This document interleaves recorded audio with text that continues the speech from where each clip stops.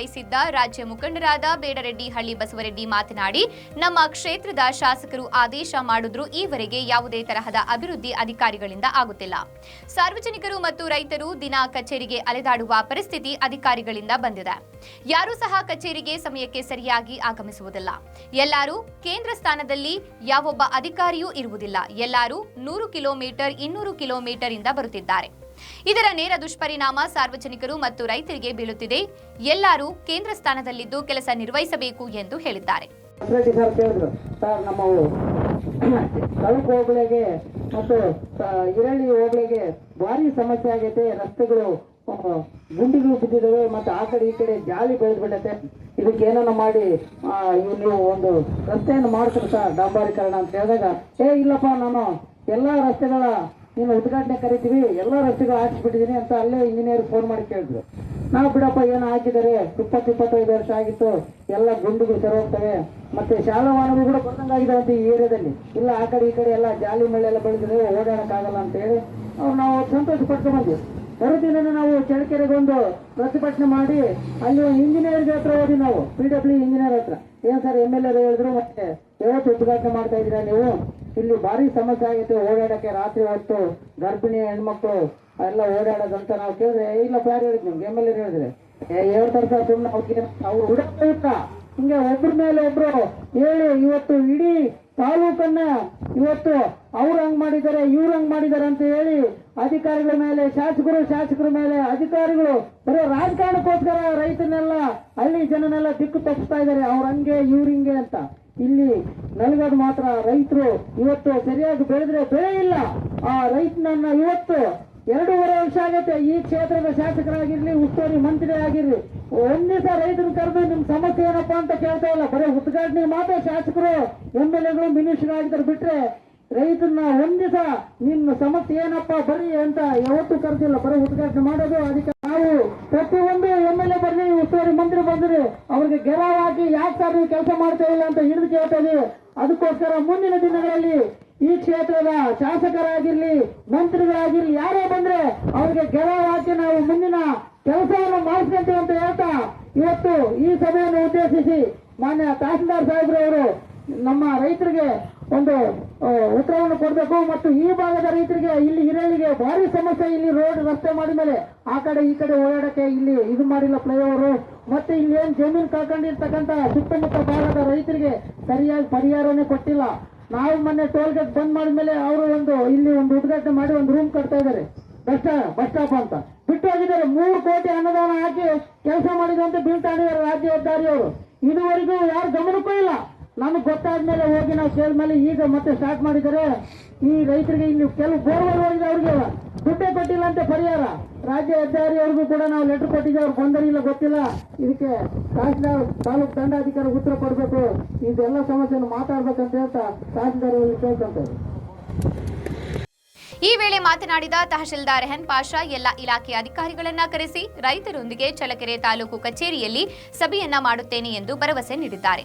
ಈ ಸಂದರ್ಭದಲ್ಲಿ ರಸ್ತೆ ತಡೆ ಚಳುವಳಿಯಲ್ಲಿ ಭಾಗವಹಿಸಿದ್ದ ರೈತ ಮುಖಂಡರು ಬೇಡರೆಡ್ಡಿ ಹಳ್ಳಿ ಬಸವರೆಡ್ಡಿ, ಮಲ್ಲಹಳ್ಳಿ ರವಿಕುಮಾರ್, SR ತಿಪ್ಪೇಸ್ವಾಮಿ, ಜಿಲ್ಲಾ ಪ್ರಧಾನ ಕಾರ್ಯದರ್ಶಿ ನರಸಿಂಹಾರೆಡ್ಡಿ, ಅಶೋಕ್, ಸತೀಶ್, ಮಲ್ಲಸಮುದ್ರ ಗಂಗಾಧರ್, ತಾಲೂಕು ಅಧ್ಯಕ್ಷರು ಚಿಕ್ಕಹಳ್ಳಿ ರಂಗಾರೆಡ್ಡಿ, ಪ್ರಧಾನ ಕಾರ್ಯದರ್ಶಿ ಹಿರೇಹಳ್ಳಿ ತಿಪ್ಪೇಸ್ವಾಮಿ, ರುದ್ರಮ್ಮಹಳ್ಳಿ ತಿಪ್ಪೇಸ್ವಾಮಿ, ತಾಲೂಕು ರೇಷ್ಮೆ ಸಂಘದ ಅಧ್ಯಕ್ಷರಾದ BV ತಿಪ್ಪೇಸ್ವಾಮಿ ಮುಂತಾದ ನೂರಾರು ಸಂಖ್ಯೆಯಲ್ಲಿ ರೈತರು ಮತ್ತು ಸಾರ್ವಜನಿಕರು ಭಾಗವಹಿಸಿದ್ರು. ಕೇಳಬಹುದು, ಗೊಂದಲ ಮಾಡಬೇಡ್ರಿ, ಯಾರು ರೈತರು ಒಬ್ಬೊಬ್ಬರೇ ಕೇಳ್ರಿ.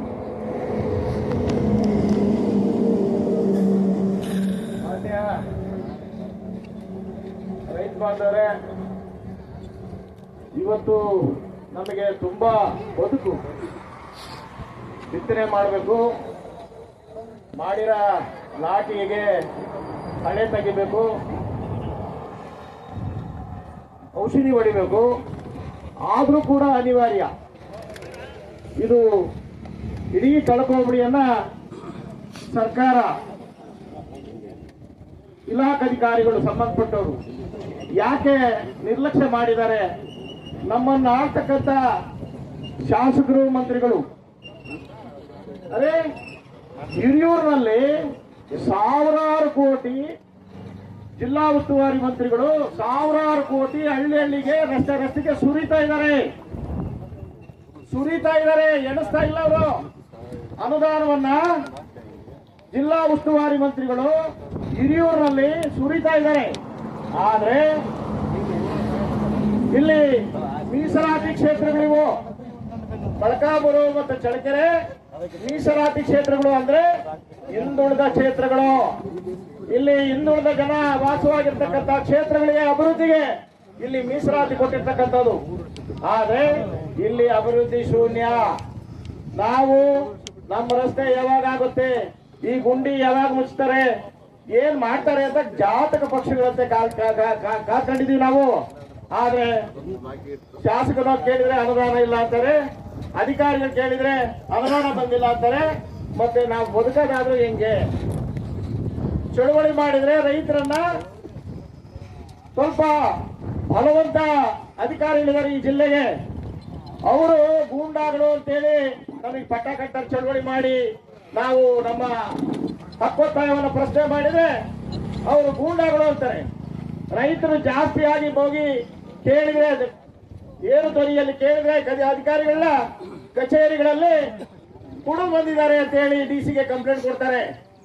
ನೋಡ್ರಿ ಯಾವ ರೀತಿ ಇವತ್ತು ಪ್ರಜಾಪ್ರಭುತ್ವ ನ್ಯಾಯವನ್ನು ಕೇಳಂತ ಜನಗಳ ಮೇಲೆ ಯಾವ ರೀತಿ ಸುಳ್ಳು ಕೇಸುಗಳನ್ನ ಹಾಕೋದಕ್ಕೆ ಪ್ರಯತ್ನ ಪಡ್ತಾ ಇದೆ ಅಂತೇಳಿ ಈ ಜನ, ರೈತರು, ಕೃಷಿ ಕಾರ್ಮಿಕರು, ನಾವು ಹಿಂದುಳಿದ ವರ್ಗದವರು ನಾವು ಹೆಂಗ್ ಬದುಕಬೇಕು ಅನ್ನೋದು ಕೂಡ ಚಿಂತೆ ಮಾಡಬೇಕು.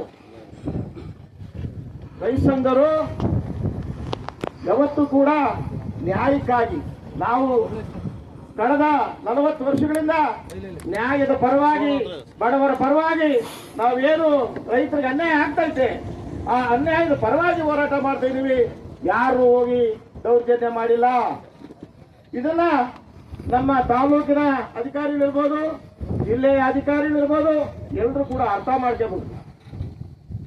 ಈ ತಾಲೂಕಿನ ಅಧಿಕಾರಿಗಳು ಈ ರಾಜ್ಯದಲ್ಲಿ, ಜಿಲ್ಲೆಯಲ್ಲಿ, ತಾಲೂಕಿನಲ್ಲಿ ಆತ್ಮಸಾಕ್ಷಿಯಾಗಿ ಸರ್ಕಾರ ಅವ್ರಿಗೇನು